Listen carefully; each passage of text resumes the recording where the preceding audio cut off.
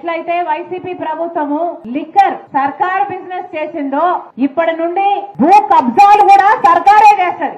ఏ liquor brand కొనాలి అన్నది సర్కారే నిర్ణయిస్తుంది. ఏ భూమ్ అన్నా, స్పెషల్ స్టేటస్ అయినా, క్యాపిటల్ అయినా, ఏ బ్రాండ్ అమ్మాలో సర్కారే నిర్ణయిస్తుంది. ఎంత కమ్మాలో సర్కారే నిర్ణయిస్తుంది. అది క్యాష్ మాత్రమే అని సర్కారే నిర్ణయిస్తుంది. అటు రాష్ట్రానికి రావాల్సిన ట్యాక్సులు రావు, కేంద్రానికి పోవాల్సిన ట్యాక్సులు పోవు. మొత్తం అంతా లిక్కర్ మాఫియా. మన రాష్ట్రంలో లిక్కర్ వల్ల లివర్ చెడిపోయి మిగతా రాష్ట్రాలలో పోలిస్తే 25% మంది ఎక్కువ చనిపోతున్నారు. ఎట్లయితే లిక్కర్ వ్యాపారాన్ని తన గుప్పెట్లో పెట్టుకుందో వైసీపీ సర్కారు, ఇప్పుడు భూమిని కూడా, మీ భూమిని, మీ పొలాలను, మీ ఇళ్లను, ఆ భూమిని కూడా వాళ్ళ గుప్పిట్లో పెట్టుకునే ప్రయత్నం చేస్తుంది వైసీపీ సర్కార్.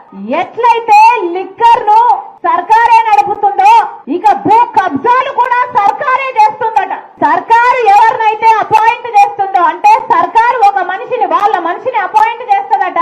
ఈ భూమికి సంబంధించిన అన్ని పర్మిషన్లు ఆ మనిషే ఇయ్యాలట. అంటే మీ భూమిని మీ పిల్లలకి రాయాలన్నా ఆ మనిషి పర్మిషన్ ఇయ్యాలట. మీ భూమి మీరు తాకట్టు పెట్టాలన్నా సర్కారు మనిషి పర్మిషన్ ఇయ్యాలట.